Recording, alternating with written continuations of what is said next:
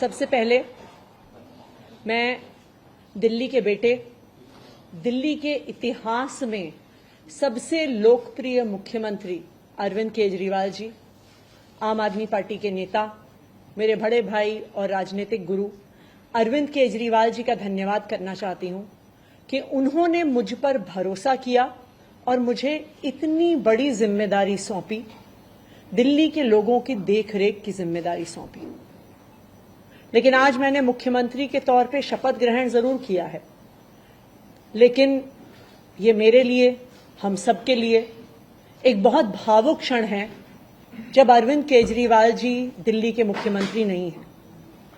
अरविंद केजरीवाल जी वो व्यक्ति हैं जिन्होंने पिछले 10 सालों में दिल्ली की तस्वीर को बदल डाला, जिन्होंने पिछले 10 सालों में दिल्ली की आम लोगों की जिंदगी को बदल डाला। अरविंद केजरीवाल जी वो व्यक्ति हैं जिन्होंने दिल्ली में रहने वाले एक आम इंसान का, एक गरीब इंसान का दर्द समझा, उनके रोज रोज का संघर्ष समझा। उन्होंने समझा कि एक आम परिवार के लिए किस तरह से अपना घर चलाना मुश्किल होता है। अरविंद केजरीवाल जी वो व्यक्ति हैं जिन्होंने दिल्ली वालों को फ्री बिजली दी, 24 घंटे बिजली दी। अरविंद केजरीवाल जी वो व्यक्ति हैं जिन्होंने दिल्ली के सरकारी स्कूलों में पढ़ने वाले बच्चों का भविष्य बदल डाला, उनको जिंदगी में एक नया अवसर, आगे बढ़ने का अवसर दिया।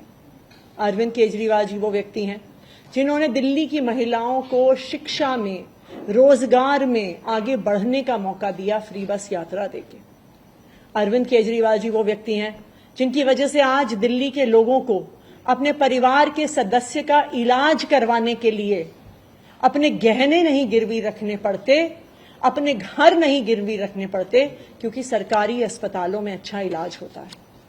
तो जब अरविंद केजरीवाल जी दिल्ली के मुख्यमंत्री नहीं रहते तो ये हम सब के लिए एक बहुत मुश्किल और एक भावुक घड़ी। आज क्यों अरविंद केजरीवाल जी दिल्ली के मुख्यमंत्री नहीं हैं?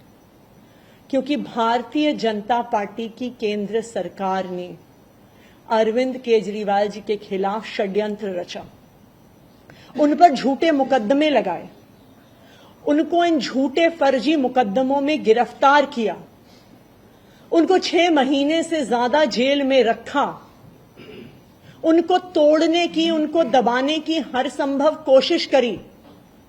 लेकिन अरविंद केजरीवाल जी टूटे नहीं, अरविंद केजरीवाल दबे नहीं। अरविंद केजरीवाल जी को सुप्रीम कोर्ट ने जमानत दी, एक ऐसे कानून में जमानत दी जिसमें पीएमएलए में जमानत मिलना लगभग असंभव होता है, और सुप्रीम कोर्ट ने ना सिर्फ उन्हें बेल दी, बल्कि बेल देते हुए केंद्र सरकार के मुंह पे तमाचा मारा और कहा कि अरविंद केजरीवाल जी की गिरफ्तारी एक दुर्भावना के तहत हुई थी। ये कहा कि केंद्र सरकार की एजेंसी सीबीआई, ईडी पिंजरे में बंद एक तोते की तरह हैं जो सिर्फ अपनी मालिक की आवाज में बोलती हैं। हो सकता है कि कोई और नेता होता तो उनके लिए अदालत का यह फैसला काफी था और वो तुरंत जाके मुख्यमंत्री की कुर्सी पर बैठ जाते। लेकिन अरविंद केजरीवाल जी ने इस देश की राजनीति में एक ईमानदारी और नैतिकता की मिसाल कायम करते हुए मुख्यमंत्री की कुर्सी से इस्तीफा दे दिया। उन्होंने कहा कि मेरे लिए सिर्फ अदालत का फैसला काफी नहीं है, मैं जनता की अदालत में जाऊंगा, और जब तक दिल्ली की जनता मुझे नहीं कहती कि मैं ईमानदार हूं, तब तक मैं मुख्यमंत्री की कुर्सी पर नहीं बैठूंगा। मुझे नहीं लगता कि इस देश के इतिहास में या शायद इस दुनिया के इतिहास में ऐसा कोई नेता रहा होगा, ऐसी ईमानदारी और नैतिकता की मिसाल रही होगी जो आज अरविंद केजरीवाल ने देश और दुनिया के सामने रखी है। अब हम सभी दिल्ली वालों को मिलकर एक ही काम करना है, अरविंद केजरीवाल जी को फिर से फरवरी में होने वाले चुनाव में दिल्ली का मुख्यमंत्री बनाना है। अगर दिल्ली के लोग अरविंद केजरीवाल जी को दिल्ली का मुख्यमंत्री नहीं बनाते तो जो फ्री बिजली आज दिल्ली वालों को मिल रही है, भारतीय जनता पार्टी अपना षड्यंत्र रच के उसको खत्म कर देगी। जो सरकारी स्कूल अरविंद केजरीवाल जी ने सुधारे हैं वो फिर से बदहाल हो जाएंगे, मोहल्ला क्लिनिक बंद हो जाएंगे, अस्पतालों में इलाज बंद हो जाएगा, महिलाओं की फ्री बस यात्रा बंद हो जाएगी। तो 2 करोड़ दिल्ली वालों को मिलकर फिर से अरविंद केजरीवाल जी को दिल्ली का मुख्यमंत्री बनाना है।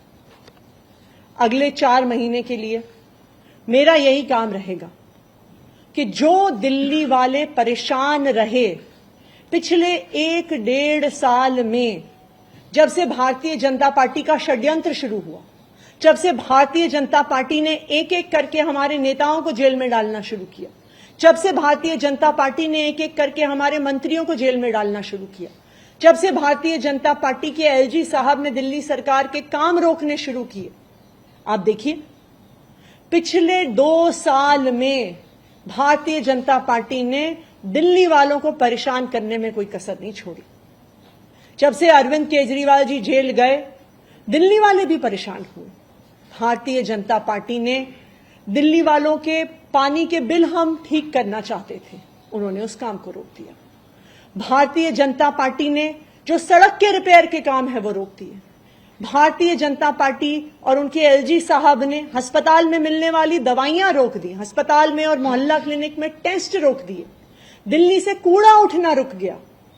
लेकिन मैं आज आपको आश्वासन दे रही हूं कि अब अरविंद केजरीवाल जी जेल से बाहर आ गए हैं और उनके मार्गदर्शन में दिल्ली में कूड़ा भी उठेगा, सड़कें भी ठीक होंगी, पानी के बिल भी ठीक होंगे, दिल्ली में जो सीवर की समस्या है वो भी ठीक होगी, जो दवाइयां नहीं मिल रही हैं उसको भी हम ठीक करेंगे। मैं दिल्ली वालों को यह आश्वासन देना चाहती हूं कि अब अरविंद केजरीवाल जी जेल से बाहर हैं, भारतीय जनता पार्टी का कोई भी षड्यंत्र हम सफल नहीं होने देंगे।